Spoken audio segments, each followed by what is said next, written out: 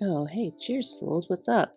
Yeah, cheers, finally. I don't know about you, but man, I was minding my own business, just trying to slide into happy hour. And then I got a call that my car that has been worked on for ages was, diagnosed with all sorts of things. And they were now ready to work on it and then provide me with a loaner. And so now they will set up a lift and get me over there so that I can get my car, and not my car, a loaner car, and drive that loaner home. And man, that was just not the afternoon I was predicting. And I've got to say, I'm so glad it's March, because February was one terrible month of driving for me. Crazy things happening, just trying to drive down the road, and tree branches falling in front of me, and having to use my Mario Kart skills to outmaneuver them.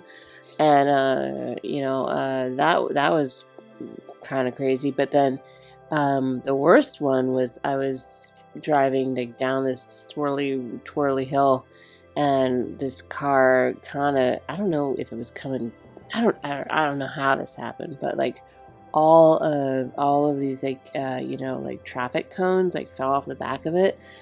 They were cones, and I was like, maneuvering as if it were a slippery banana. But that was a little freaky.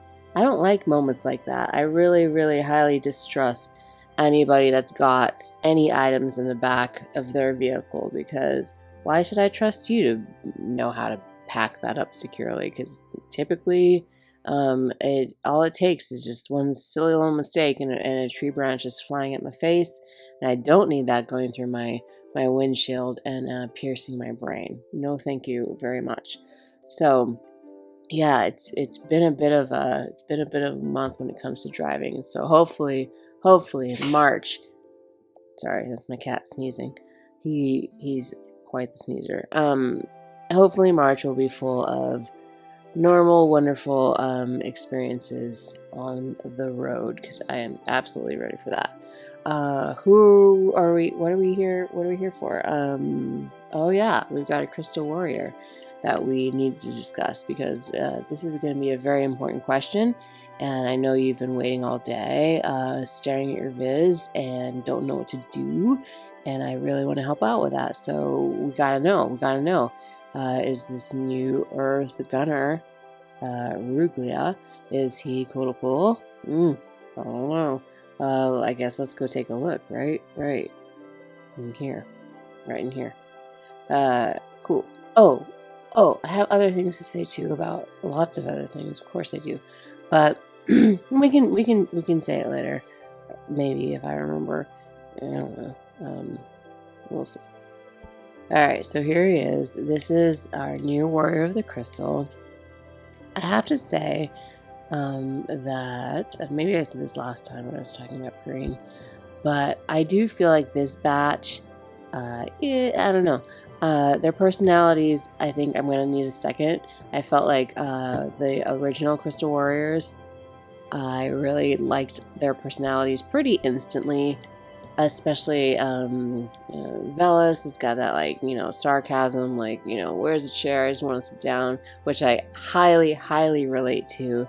In fact, if you ever see me out in public, you won't, but if you ever did, not because I'm not out in public, just because you'll never see me, because we will make sure that happens. Sorry, the cat is now deciding to clear his throat, but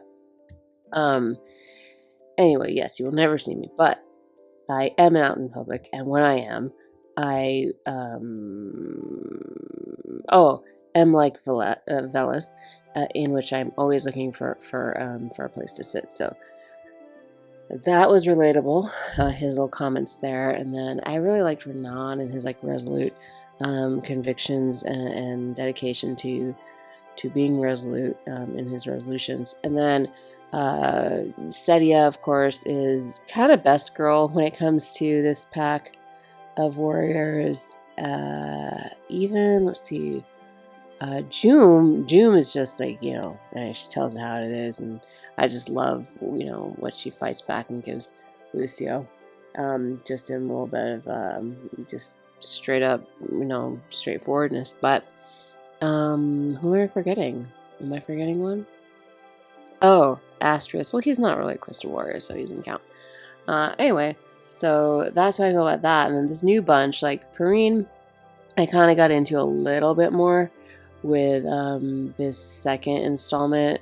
And yeah, I will talk about what's happening in the story, in cases. So if you're spoiler conscious, then beware, be warned, and things like that.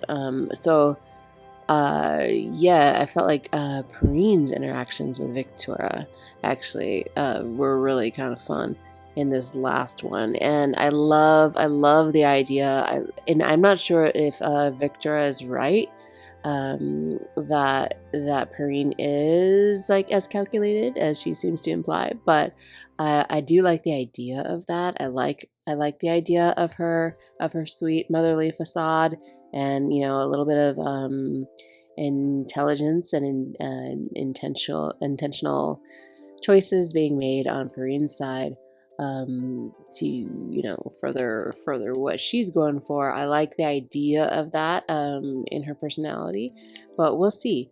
I don't know what's there. And then Raph, I just feel like I'm at Hot Topic with her.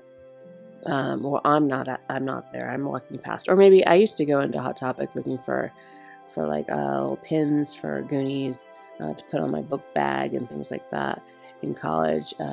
Fun little pins like that, but I wouldn't say that I didn't rock that look or whatnot. But that's just I feel like Raph works at Hot Topic, and that's fine. There's nothing wrong with that. But she's also got a lot that she's working through, and she's not super confident in herself like the other Crystal Warriors are, and which is fine, which is totally fine. But I do feel like that initial batch was a fun little group, and now here we are on this guy Rulgia, which I have to say I feel like the Gumi, or I don't know, whoever. They might have jumped the gun a little bit. They might have waited for a hot second to maybe throw out another story episode at us before marketing this guy, but they didn't, and he's here. And it's funny because actually, it seems like not a lot of people care. I don't know. Shout out if you care about the story, if you're reading it or whatnot. I know the last installment for Warrior of the Crystals was like a 2.5 hour,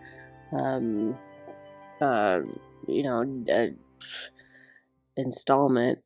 It was long, and they had a lot to say. Those people in that town, and everybody had a lot to say. So many words. But still, hey, that's story content, which I do love, and I just didn't know that I had to allot 2.5 hours to it. But anyhow, let's go learn a little bit about Rulgia, and see what we think. And then I'll maybe tell you what I think, and then you'll know if he's cool to pull. So I guess that's our job, right? Right. Okay. Well, he is an Earth unit. He is the marksman cloaked in confidence. What? We were just talking about confidence. That really actually surprises me. He does have a confident little walk there. I'll give him that. But he's the marksman cloaked in confidence. Rulgia. Let's see. He is the warrior of the Earth Crystal, a consummate professional who never falters no matter what great foe or adversity he faces. It's kind of the same as adversary, so cut me some slack. Completing his missions with quiet confidence. Oh, I do like that. Shoot, they're winning me over with words. Damn it. That, however, is merely one aspect of his personality. The true Rulgia that lies beneath that cloak of confidence is known only to a select few. Damn it, game. Damn it, man. Y'all winning me over with words. I really like this description. Shoot, this might have flipped the script on what I was going to say tonight. No, I gotta stick with it because we haven't maybe seen this side of him. Well, I don't know. We'll see how it goes. I haven't decided yet. So stay tuned. All right, so his limit burst is Terra Stormer. It raises his own attack for 3 turns and deals a 3-hit damage of a large amount to the target and bestows AP auto restore, small amount, on self for 3 turns. So you get a little AP regen and a little 3-hit chaining move, I guess, in there. I think we've already seen this like 25,000 times while I was jabbering. Oh, that's cool. He's kind of jumping around and shooting rocks. All right, man. Stop thwarting my mission, which was to say maybe things that were not really that great for you. Okay, his TMR will be the Earthforged Mantle. It seems like a lot of these guys, these Crystal Warriors, are all about their mantles. Got a lot of them, and I don't know, could probably like hang all their mantles on a mantle and have like a nice mantle display of mantles. Anyway, this will be what you will get if you get him to 99 and things like that, limit break 5 or whatever. It is a mantle belonging to Rulgia, a warrior of the crystals. The wearer is granted the blessing of the very earth itself, man. So he's the one that loves rocks.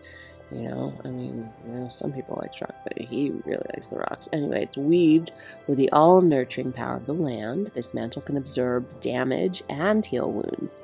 It also provides potent mental fortification, reliably allowing the wearer to face their enemies with subdued fear and doubt. The mantle is imbued with the will of light wishes for Rulgia to be a warrior who can persist despite being on the brink of defeat and despair. Instilled with this heartwarming strength, Rulgia can stand and fight even when his spirit is on the verge of breaking. Oh my gosh! You're killing me, man. You're saying all the right things. You're countering me. Gosh. Alright, well, this is an accessory. It gives you HP of 318, defense of 12, accuracy of 12, which is a very nice stat there. No additional abilities until you add some trust stones, and then you get some abilities there, so that's on you. Earth Hall is going to be the ability. It will raise his not necessarily his own defense. You can put this on other people, but it will raise their defense for 3 turns and bestow protect. So not quite all this weird like absorbing damage thing that that they're telling you about, but sounds like it could be all right. All right, let's look at him. He's got a main job, Warrior of the Crystal, which is a middle guard striker class. It's a job. Oh man, and the background is really frantic back there, flashing at me. All right, the middle guard striker class. It's a job that can attack from a distance, lower its own hate to make it more difficult to be targeted by enemies, and perform a wide range attack that lowers evasion rate. Which is kind of crucial because evasion is jumping back in the game with fire right now. But we got to keep in mind that if you are playing Earth on offense, don't be offensive, on offense, then you're going to be targeting lightning, which isn't super known for its evasiveness. So that's one thing. But then if you're Earth, you're going to be attacked by wind, you're still not seeing a lot of AC units. So I don't know, that's kind of weird. But again, this game really wants us to build for this like weirdo or like Rimbo or hodgepodge situation. So it's okay to think about this in so many different terms. So there's that thought. All right, Sniper is a sub job with bow-wielding job that attacks from a distance, specializing in sabotaging opponents by inflicting debuffs and status elements. I love sabotaging. That's a favorite of mine. The Vanguard Striker class is a Dragoon. It's a spear-wielding job that compounds on 2 panel-piercing attacks with a jump skill. The Dragon's Blade reaction ability further enhances fighting sustainability. Yeah, I don't know. That's weird. I mean, like, we've already got perm stupid Oberon that I just can't handle in Earth right now. So he's jumping about, spearing people up. And yeah, I don't know. It's an interesting little kit because, yeah, Earth doesn't have, outside of Lilith, who I gotta say, it was actually kind of cracking me up because when this new season started, he said so much Lilith.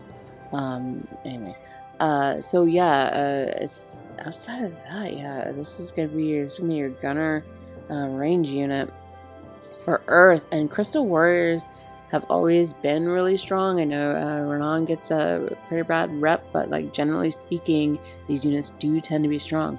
So is he going to give you what you need? I don't know, because that's a kind of a weird space for Earth. They're so brutal and just in your face.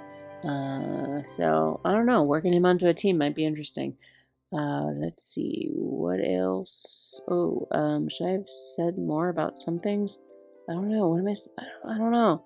Now you're putting me on the spot. Shall we just let this play? Let's listen. Yeah. You play while we speak. All right. So I kind of like, stop looking cool, man. I had ideas for what I was gonna say, and they're kind of gonna like revolve around the fact that this guy has the EULG in his name, which is not a good place to start with the ULG. It suggests things that are not flattering, but maybe he's not bad. Other thing is, like, in the stories we're watching, like, in the first installment of this, like, new, another story section, Raph and Perrine, like, pretty much take him down. And so it was, like, that kind of thing, too. It's like, well, they, like, take him down and they, like, put him in his place and are able to, like, move. Like, it doesn't seem like he's that much of a threat to them. So that didn't really bode well for him. It wasn't very flattering for him. So I was kind of, I don't know. But then the latest one, we kind of find out that, like, that's just a vision of him. And we didn't get really enough time to see his personality shine that much. He kind of does say, like, he's just, obviously he's struggling where he's at in that situation, being all locked up and things. So it's kind of hard to tell how cool he is or not. This is a very tricksy line. You've put me in a very difficult position, game. Oh, I really don't know what to say. I think, sorry. I don't know, guys. I don't know. I don't think he's cool to pull, but I'm afraid I'm gonna find out in like a month from now that he's secretly super cool. So this is hurting me, especially with like the descriptions and like that whole part about like having this quiet confidence. I really like that. And his glasses are cool. He kind of reminds me of Nickel from from Brave Exvius. And I mean, actually, like, not totally, but like still kind of just like, just the quiet smarty pants or something. But yeah, his LB, the way he's like kind of rolling around between those rocks. Shoot, this is not what I expected. So I don't know. As you can see, I'm wrestling with this. Is he cool to pull right now? I would say no. He's not quite cool to pull because we need to know a little bit more. But he's a marksman cloaked in confidence. So I think that, like, if you did pull him right now, you might find out later that he's actually really pretty cool. So I guess that's where I'll leave it. Because, like, look at this face right now. Oh, yeah. Oh, man. All right. Dang it. Rulgia, you're selling yourself. These people who put together this artwork and these little, written out ditties, they outdo themselves, man. And I will say, again, I don't understand the people that don't read story in this game, because they really have really contributed some really creative ideas, and I'm excited to see where they take it. Anyway, all right, so that's where we're at. I guess I was gonna tell you a couple things that you should maybe look at, like hey, your chocobo expeditions. Did you know that you could collect flowers? You can go to the Blessed Flower Garden and collect a bunch of flowers, so maybe do that. We don't quite know what these flowers are going to do, but you can also set your guild reward to flowers if you want that. And yeah, just grab up a bunch of those. And supposedly, if you get like some crazy amount, let's see what it says, some crazy amount of flowers, something strange will happen on your home screen the day of the anniversary. Let's see, where is that? Yeah.